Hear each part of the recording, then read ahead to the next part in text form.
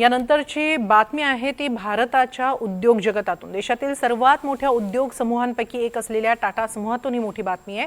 टाटा सन्सचे अध्यक्ष एन चंद्रशेखरन यांनी त्यांच्या पदाचा राजीनामा दिलाय। फेब्रुवारी 2027 मध्ये त्यांचा कार्यकाळ संपणार होता। 18 ऑगस्ट रोजी होणाऱ्या वार्षिक सर्वसाधारण सभेपूर्वी त्यांनी हा निर्णय जाहीर केलाय। टाटा ट्रस्ट आणि बोर्डाची शिफारस असूनही टाटा सन्सच्या संचालक मंडळातील एका सदस्याने चंद्रशेखरन यांच्या 5 वर्षांच्या मुदतवाढीच्या प्रस्तावावर एकमत दर्शवलं नाही।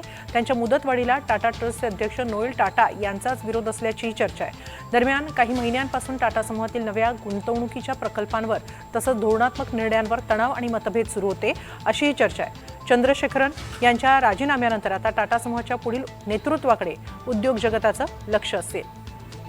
दरम्यान टाटा सन्सचं नेतृत्व करणारे एन चंद्रशेखरन हे टाटा परिवाराबाहेरील पहिले अध्यक्ष ठरले। त्यांच्या कारकिर्दीवर एक नजर टाकूया। एन चंद्रशेखरन यांचा जन्म 2 जून 1963 रोजी तमिळनाडूतील नमक्कल जिल्ह्यातील मोहनूर या गावात एका शेतकरी कुटुंबात झाला। शालेय शिक्षण गावातल्याच तमिळ माध्यमाच्या सरकारी शाळेतून झालं। कोइंबतूर इन्स्टिट्यूट ऑफ टेक्नॉलॉजीमधून अप्लाइड सायन्स विषयात त्यांनी पदवी प्राप्त केली। तिरुचिरापल्ली येथील रिजनल इंजिनिअरिंग कॉलेजमधून मास्टर ऑफ कम्प्युटर ॲप्लिकेशन्स ही पदव्युत्तर पदवी मिळवली। 1987 मध्ये टाटा कन्सल्टन्सी सर्व्हिसेसमध्ये त्यांनी प्रवेश केला। इंटर्न म्हणून त्यांनी सुरुवातीला काम केलं। 2007 मध्ये मुख्य कार्यकारी अधिकारी म्हणून त्यांची नियुक्ती झाली।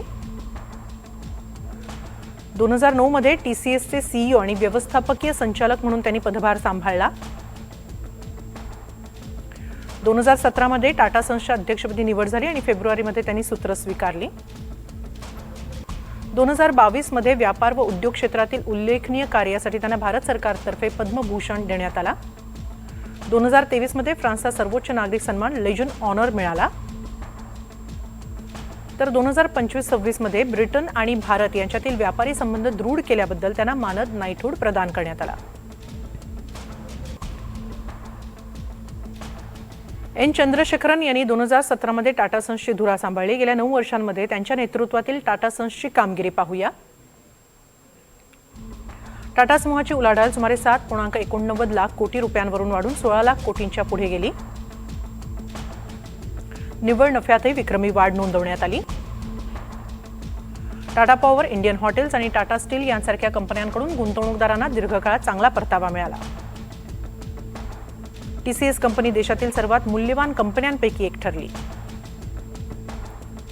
एअर इंडियाला पुन्हा टाटांकडे सुपूर्द करण्यात मोठा हातभार लागला। विमान वाहतूक क्षेत्रात मोठी गुंतवणूक झाली। देशांतर्गत सेमीकंडक्टर निर्मिती, इलेक्ट्रॉनिक्स आणि बॅटरी गिगा फॅक्टरी प्रकल्पांमध्ये पाऊल ठेवलं। टाटा डिजिटल आणि ई-कॉमर्स प्लॅटफॉर्मचा विस्तार केला।